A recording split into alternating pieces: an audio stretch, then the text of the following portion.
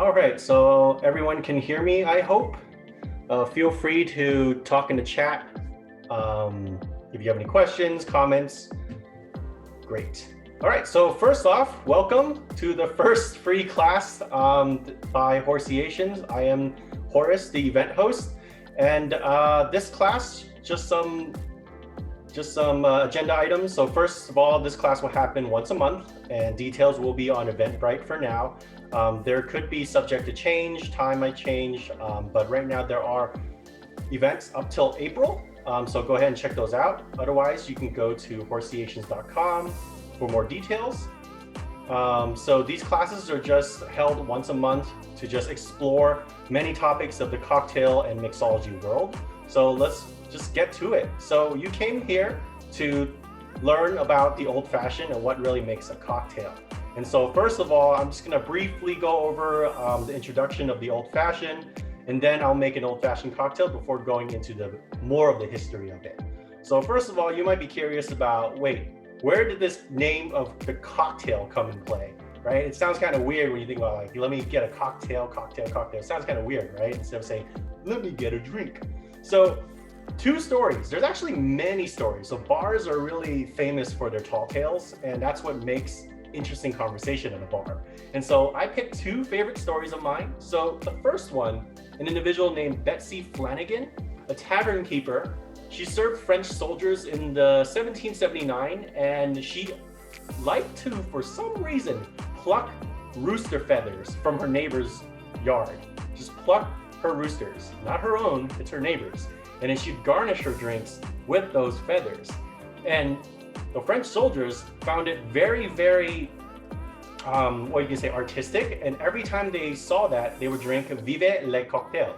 Now, I don't know if I'm pronouncing that right. I don't speak French, but some have said that this is maybe a tall tale, but I don't know. It's up for your judgment. But my actual favorite story is about horses, actually. So in England, there used to be horse owners that would try to sell off their horses to other individuals, but all the young ones get taken. Sadly, the old, less energetic horses are left. And so to make them more energetic, what they would do is actually take, you imagine, a piece of ginger or cayenne pepper. And where would they put that? I don't know what's going through your head right now, but they actually put it up the horse's butt. And so what that would do is actually make the horse more stimulated and their tails would cock up. So cocktail, so the tail cocks up, buddy, right? So anyways, therefore, a cocktail really is a stimulating liquor. It's a drink that stimulates the senses. And so that origin story that's where it comes from. And so let's get into the components of a cocktail. So first of all, diving in. So a cocktail, to be a cocktail, it's very, very simple. 4 parts. So the first part is the spirit. And so that is any type of liquor, like rum, tequila, whiskey in this case. And then it's sweetener, which comes in many forms. Sugar, liqueurs are also sweeteners, cordials. And then there's bitters, which in short, there's a whole history behind bitters. We're not gonna get into it. Bitters is basically a very, very concentrated liquid or alcohol of herbs, different spices, fruits. And so as the name suggests, it is very, very bitter. But bitters are an essential part of cocktails because it's like your salt and pepper in your kitchen. It's like different spices. So it's your spice cabinet. And last but not least, the last ingredient that people always forget is water. Water is very critical for cocktails because it adds dilution and it chills down the cocktail. And so with that, let's just go ahead and switch the screen here to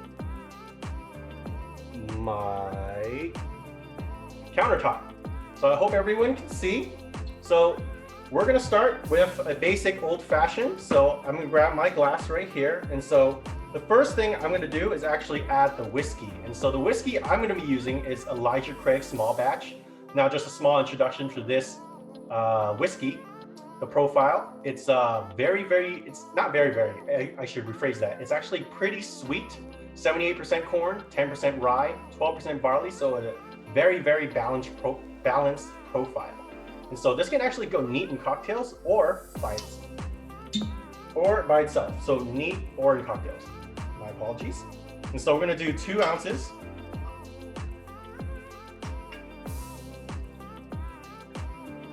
There we go. And then next, I am going to add the bitters. And so the bitters that's probably very popular, you've probably heard of it before, is the Angostura aromatic bitters. I have a large bottle here and do 2 hearty dashes. So that was kind of 3, but it's up to your own taste.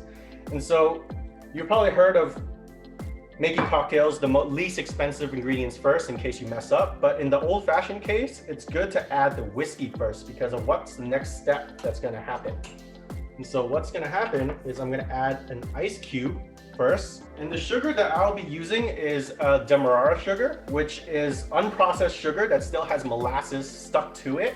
And so because of that, it's a little sweeter, but it also helps with bringing out the character of the barrel notes of the whiskey. And so I'm gonna do 2 spoons. And so why I like adding this last is because, as you can see, the sugar trickles down on the side of the ice cube. And what it does is it trickles down onto the whiskey itself, and then it encompasses the entire whiskey, and so it mixes well together. And so what I'm gonna do is gonna mix it. And so you wanna mix this for a good 20 to 30 seconds because right now you're adding water by diluting it. And so we're gonna mix this for a while. So while I'm mixing it, just a disclaimer, I am not a bartender. I am an avid home enthusiast, you would say. I've read a lot of books on cocktails, mixology, and watch a lot of videos, and I like to learn in my own time and mix drinks. And so just making sure that people don't assume that I'm a bartender somewhere. I would very much like to be though. Interesting experience. And so here we go. And of course, the thing about cocktails is you taste with your eyes. So this is actually, some can argue it's a complete cocktail, but I would say otherwise. I'm gonna have to garnish it. So people taste with their eyes. So I'm gonna go ahead and take, not a good lemon wedge. Take a good hearty lemon peel. I'm gonna squeeze the oils because then this lifts up the aromas of the old fashioned. Just kind of put it on the side and drop it in. And there you go. You have your old fashioned. Okay, and so I'm gonna switch back to the screen. All right, so now I have the old fashioned. Perfect amount of dilution. I can taste the whiskey. Very, very sweet profile. A lot of barrel notes, a little creamy.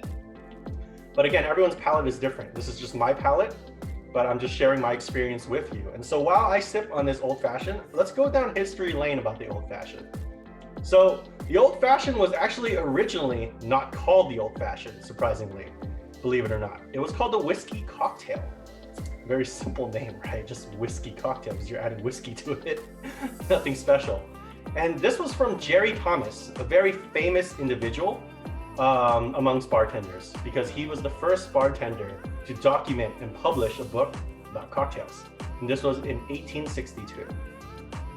And so the original was made with gum syrup, which is made from gum arabic, which is a type of tree resin. And the drink was actually shaken, it was not stirred. And so we'll get into the topic of shaken, not stirred, maybe some other time. So the first old fashioned actually to appear written old fashioned in the textbooks was by a different bartender down the line, because many people, as cocktails started becoming popular back in the 1800s, people were like, oh my goodness, I gotta get my book published, I gotta get my recipes published. And so this other individual in Chicago that worked at Chapin and Gore by the name of Theodore Pearl, I can't pronounce his name, Pearl, it's with an X at the end, it's kind of weird. I shouldn't judge actually, my apologies. And so the thing about him is that he worked at this really popular saloon in Chicago, and he stated that this is the old fashioned because this is the old way that it was made. And so over time, it's a very different, there's so many ways that came up to make this cocktail. And so I'm going to demonstrate one of the oldest ways. This is prior to Prohibition on how to make the old fashioned. And some people might like it this way because, as you've noticed, maybe if you go to bars, different bars, people make the old fashioned in different ways. And they're not all wrong. They're actually just coming down from history, the textbooks, and there's just so many ways to make it. So I don't have a sugar cube because, ironically, I don't drink coffee. And so because of that, I'm just gonna add some sugar.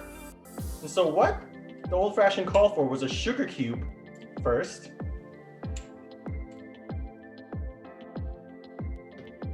I'm gonna dash the bitters directly onto the sugar. And it was more than 2 dashes, it was actually a couple.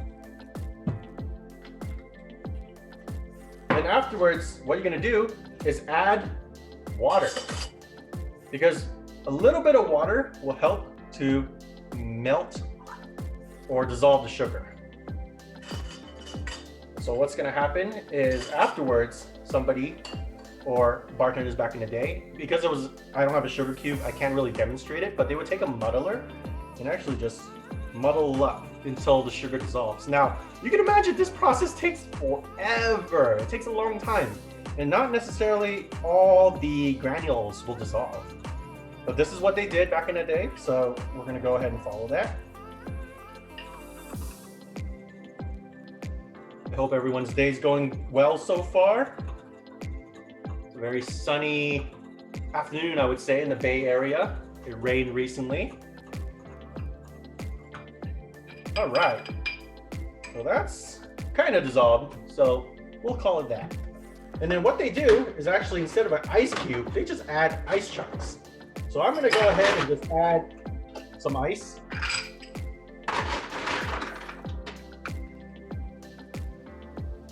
And then, without stirring, none of that, they go ahead and take whiskey. But the whiskey they use actually is rye. It's because back in the day, rye was the whiskey to use in an old fashioned, not bourbon. It was actually rye. Rye kind of lost its popularity recently because bourbon is sweeter. Rye tends to be more spicier, but it's still just as good. There's a slight resurgence. So you just go ahead and add that. What bartenders will do, is just give it a quick stir. All right, and there you go. This is your pre-prohibition whiskey cocktail. And so this one is a little different because actually what was served alongside this old-fashioned drink or version was a small spoon. You see how tiny it is? I don't know if you can guess what this spoon is for. Why, oddly, would they serve a small spoon with your old-fashioned drink? It's kind of weird, right? You're not gonna drink it like this. That's kind of odd. You're not gonna stir with it either. That's probably what you're thinking. What happens is once you get to the very end, you're gonna have some granules left over, and you don't want to waste those nice sugar granules. That's good sweetness. You don't want to waste that. And so what they did was serve that spoon alongside the old fashioned so people can scoop up the sugar at the very end and enjoy. And so that was the old fashioned, I would say.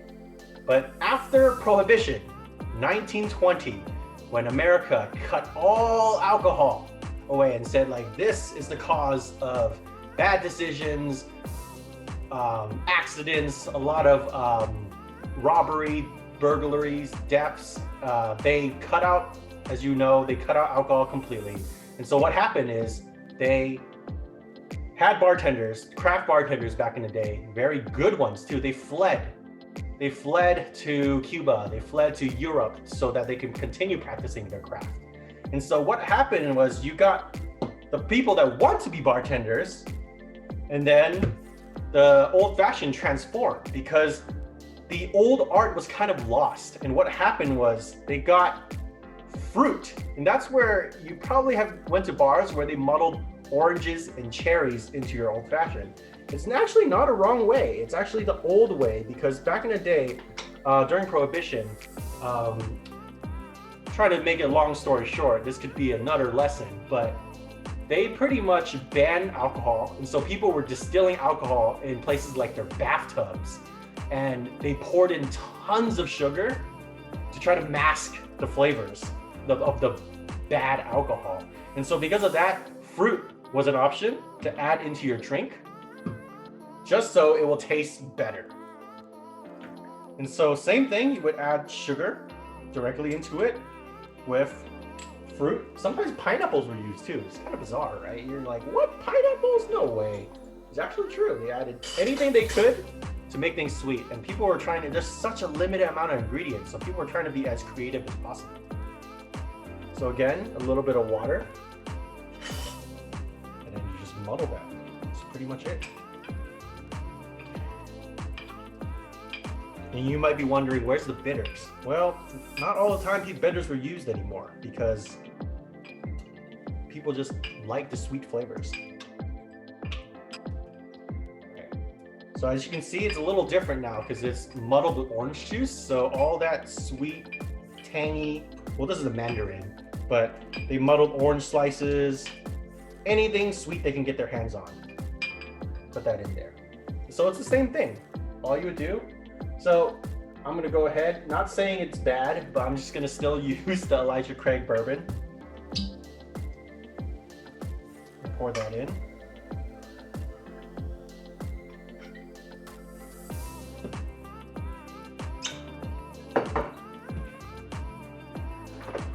Add my ice.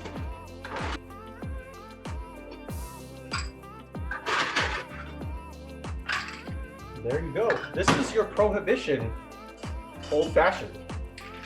And so this one is definitely a lot sweeter, you can imagine. I don't think you even need to taste it to know, based on the ingredients that go in there. It's very, very sweet. So I'm gonna go back to the screen here, just so you see my face.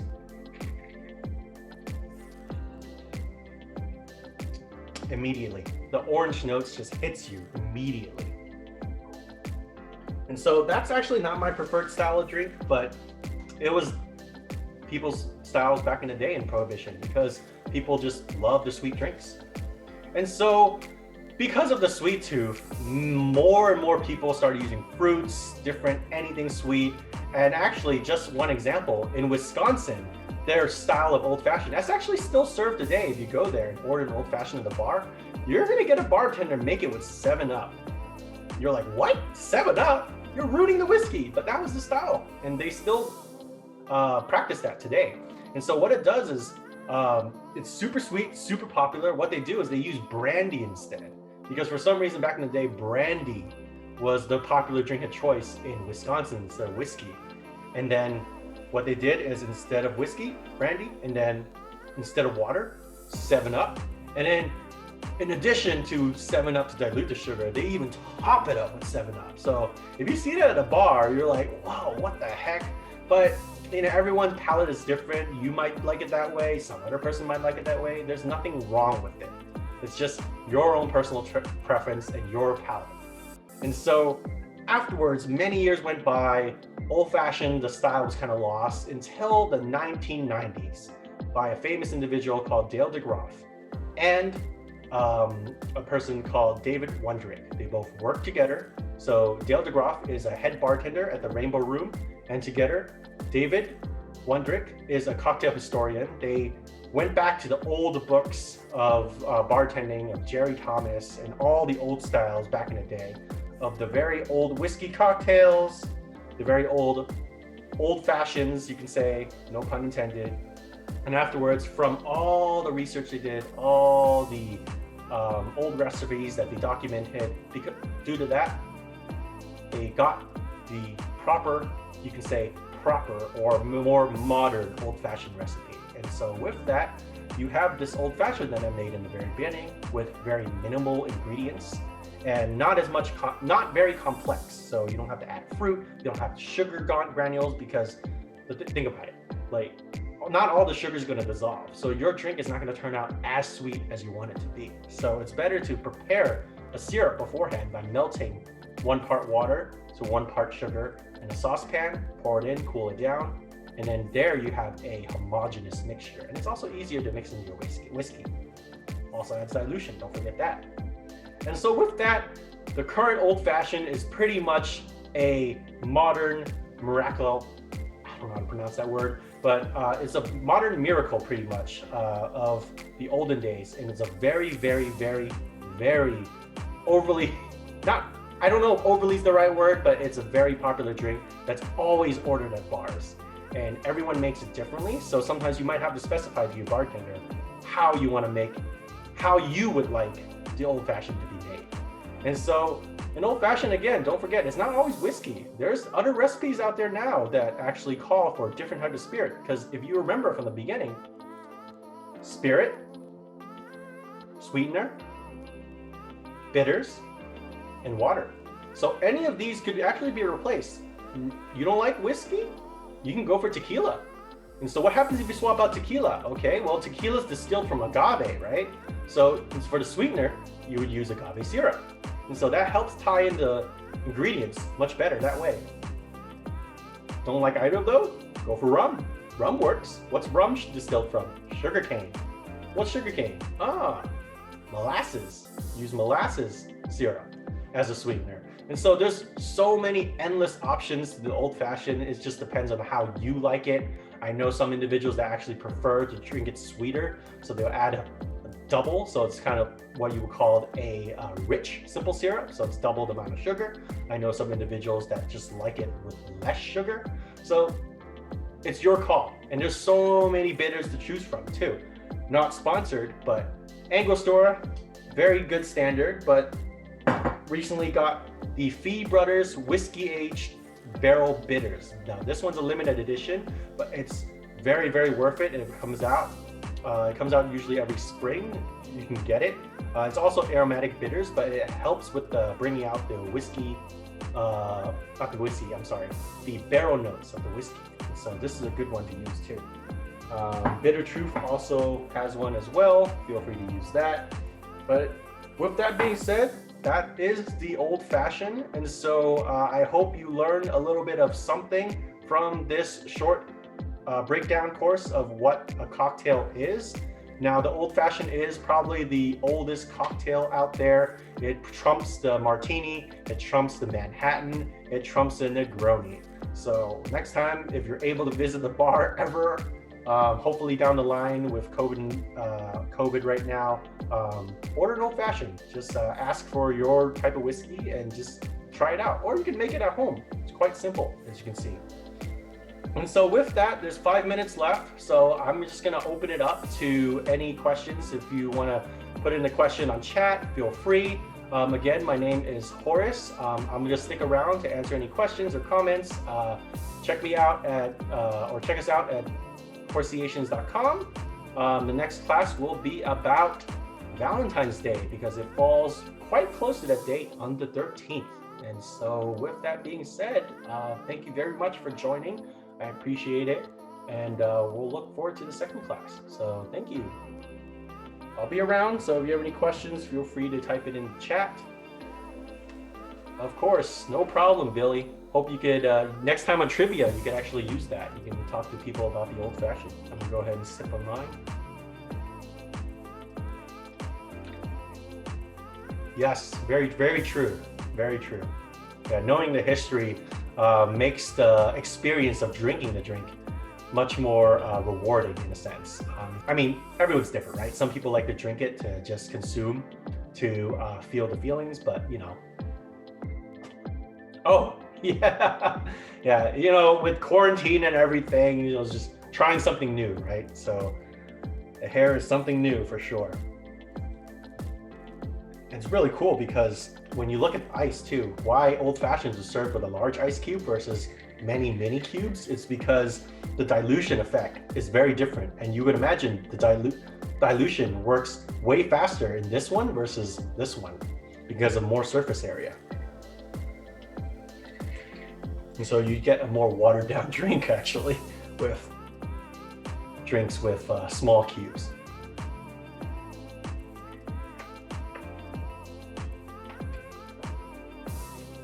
Oh, but I taste all the sugar. I taste all the sugar. Ooh. Of course. Yes. Excited to see you next time too. See you, Billy. Thanks for joining.